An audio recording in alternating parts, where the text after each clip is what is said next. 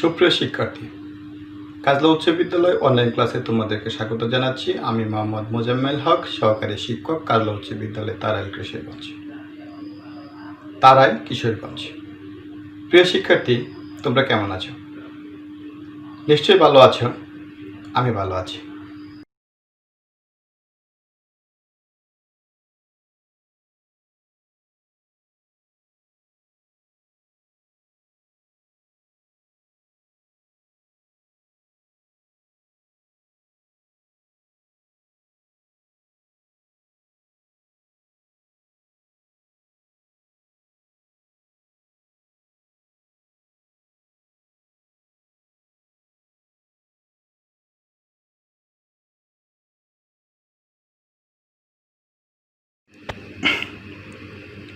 তাহলে আজকের পাঠ গতি।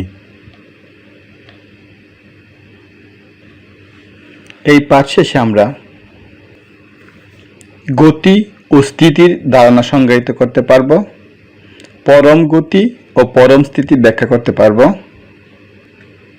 বিভিন্ন প্রকার গতি সম্পর্কে ব্যাখ্যা করতে পারব।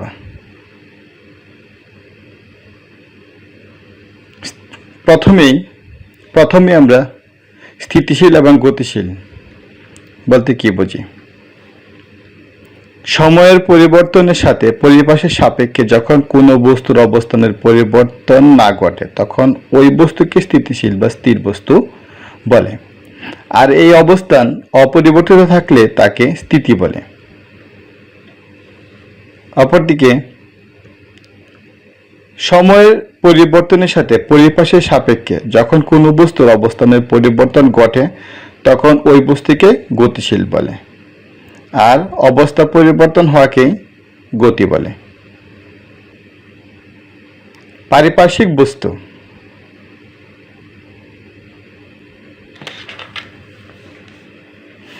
পারিপার্শ্বিক বস্তু সাপেক্ষে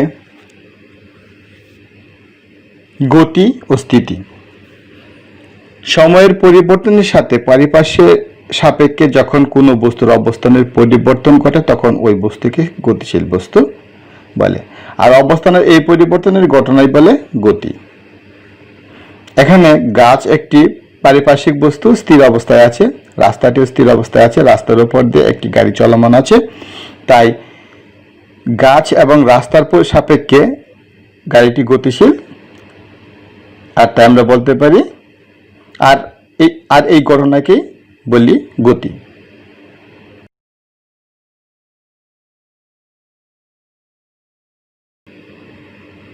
স্থিতি। সময়ের পরিবর্তনের সাথে পরিবেশ সাপেক্ষে যখন কোনো বস্তুর অবস্থানের পরিবর্তন ঘটে না তখন ওই বস্তুকে স্থিতিশীল বা স্থির বস্তু বলে। যেমন পরিবেশের সাপেক্ষে পারিপার্শ্বিক বস্তু গাছের সাপেক্ষে রাস্তা স্থির, আর এই ঘটনাকে বলা হয় স্থিতি।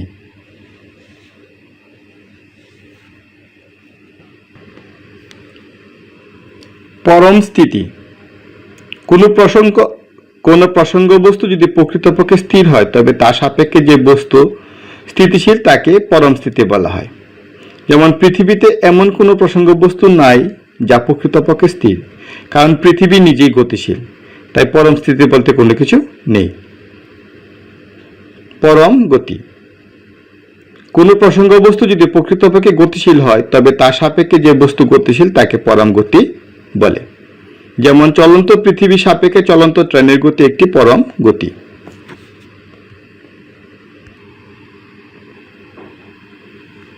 পৃথিবী সর্বদা গতিশীল। পৃথিবী পৃষ্ঠের সকল বস্তু গতিশীল। মহাবিশ্বে এমন কোনো বস্তু আছে কি যা সম্পূর্ণ স্থির আছে? সম্পূর্ণ স্থির কোনো বস্তু নেই। মহাবিশ্বে এমন কোনো বস্তু নেই যা প্রকৃতপক্ষে স্থির আছে। সুতরাং মহাবিশ্বের সকল গতি আপেক্ষিক, সকল স্থিতি আপেক্ষিক। পরম গতি বা পরম স্থিতি বলে কোনো কিছু নেই। যদি কোনো বস্তু সম্পূর্ণ স্থির বস্তুর সাপেক্ষে স্থিতিশীল থাকে তার স্থিতিকে পরম স্থিতি বলে। যদি কোনো বস্তু সম্পূর্ণ স্থির বস্তুর সাপেক্ষে গতিশীল থাকে তবে তার গতিকে পরম গতি বলে।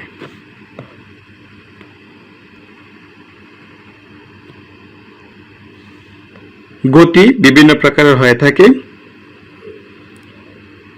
রৈখিক গতি, ঘূর্ণন গতি, চলন গতি, পর্যাবৃত্ত গতি এবং স্পন্দন গতি।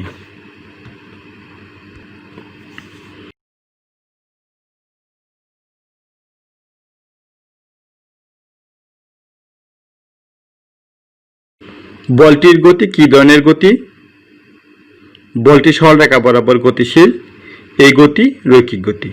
সুতরাং কোনো বস্তুর গতি যদি সরলরেখা বরাবর হয় তবে সেই গতিকে রৈখিক গতি বলে।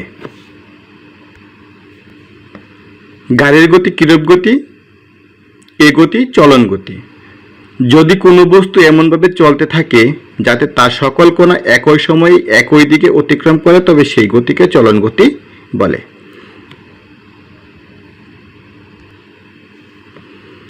পৃথিবী নিজ কক্ষপথে সূর্যকে প্রদক্ষিণ করতে প্রতিবার কি একই সময় লাগে? অথবা প্রতিবার ঘূর্ণনের ঘড়ির কাঁটার কি একই সময় লাগে? সূর্যের চারদিকে পৃথিবীর গতি অথবা ঘড়ির কাঁটার গতি কিরূপ গতি? সূর্যের চারদিকে পৃথিবীর গতি অথবা ঘড়ির কাঁটার গতি কিরূপ গতি? এ গতি পর্যাবৃত্ত গতি। অর্থাৎ যদি কোনো গতিশীল বস্তুকণা গতিপথের একটি নির্দিষ্ট বিন্দুকে নির্দিষ্ট সময় পর পর একই দিক থেকে অতিক্রম করে তাহলে তার গতিকে পর্যাবৃত্ত গতি বলে। এই গতি বৃত্তাকার, উপবৃত্তাকার বা সরলরৈখিক হতে পারে।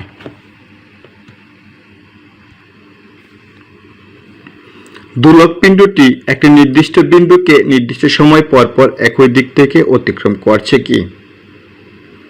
দোলকটি পর্যায়কালের অর্ধেক সময় কোন দিকে এবং বাকি অর্ধেক সময় কোন দিকে আছে? দোলকটি পর্যায়কালের অর্ধেক সময় কোন নির্দিষ্ট দিকে এবং বাকি অর্ধেক সময় পূর্ববর্তী গতির বিপরীত দিকে যাচ্ছে। এজন্য দোলকটির গতি একটি স্পন্দন গতি। দোলায়মান দোলক পিণ্ডটি একটি নির্দিষ্ট বিন্দুকে নির্দিষ্ট সময় পর পর একই দিক থেকে অতিক্রম করছে, এই গতি পর্যাবৃত্ত গতি। ঘড়ির কাঁটা একটি নির্দিষ্ট বিন্দুকে সর্বদা একই দিক থেকে অতিক্রম করে, সুতরাং ঘড়ির কাঁটার গতি পর্যাবৃত্ত গতি, কিন্তু স্পন্দন গতি নয়। আবার সরল দোলকের গতি পর্যাবৃত্ত গতি ও স্পন্দন গতি উভয়ই। একটি নির্দিষ্ট বিন্দুকে কেন্দ্র করে কোনো বস্তু যদি অপর একটি বিন্দুকে নির্দিষ্ট সময় পর পর অতিক্রম করে তবে সেই গতিকে ঘূর্ণন গতি বলা হয়। এখানে ঘড়ি এবং ফ্যান দুটি একটি নির্দিষ্ট বিন্দুকে নির্দিষ্ট সময় পর পর অতিক্রম করে, তাই ঘড়ি ঘূর্ণন এবং ফ্যানের ঘূর্ণনকে ঘূর্ণন গতি বলা হয়। এক নজরে দেখে আসি রৈখিক গতি। যে গতি সরলরেখার উপর সীমাবদ্ধ থাকে সেই গতিকে রৈখিক গতি বলে। ঘূর্ণন গতি কোনো নির্দিষ্ট বিন্দু থেকে বস্তু কণাগুলোর দূরত্ব অপরিবর্তিত রেখে ওই বিন্দুকে কেন্দ্র করে ঘুরে তখন তাকে ঘূর্ণন গতি বলা হয়। চলন গতি বস্তু কণা একই সময়ে একই দিকে সমান দূরত্ব অতিক্রম করলে সেই গতিকে চলন গতি বলে। পর্যাবৃত্ত গতি কোনো নির্দিষ্ট বিন্দুকে নির্দিষ্ট সময় পর পর অতিক্রম করে তাহলে সেই গতিকে পর্যাবৃত্ত গতি বলা হয়। স্পন্দন গতি পর্যায়কালের অর্ধেক সময় কোনো নির্দিষ্ট দিকে এবং বাকি অর্ধেক সময় তার বিপরীত দিকে চলে তবে তাকে স্পন্দন গতি বলে। চিত্রে আমরা বিভিন্ন ধরনের গতি দেখতে পাচ্ছি।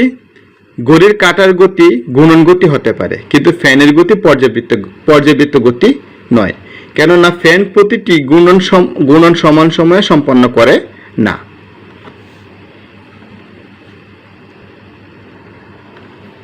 বস্তু সকল কণা একসাথে গতিশীল থাকলে তাকে চলন গতি বলে। অর্ধেক সময়ের সামনে বাকি অর্ধেক সময় পেছনে গতিশীল গতিকে স্পন্দন গতি বলা হয়। সরল দোলকের গতি স্পন্দন গতি। স্পন্দন গতি ও রৈখিক গতির মধ্যে পার্থক্য। রৈখিক গতি কোনো বস্তু যদি একই সরলরেখা বরাবর গতিশীল হয় তাকে রৈখিক গতি বলে। পর্যায়কালে অর্ধেক সময় কোনো নির্দিষ্ট দিকে, বাকি অর্ধেক সময় একই পথে তার বিপরীত দিকে চলে থাকে, তবে তাকে স্পন্দন গতি বলে। রৈখিক গতির বস্তু বিপরীত দিকে চলতে পারে না, স্পন্দন গতি বিপরীত দিকে চলতে পারে।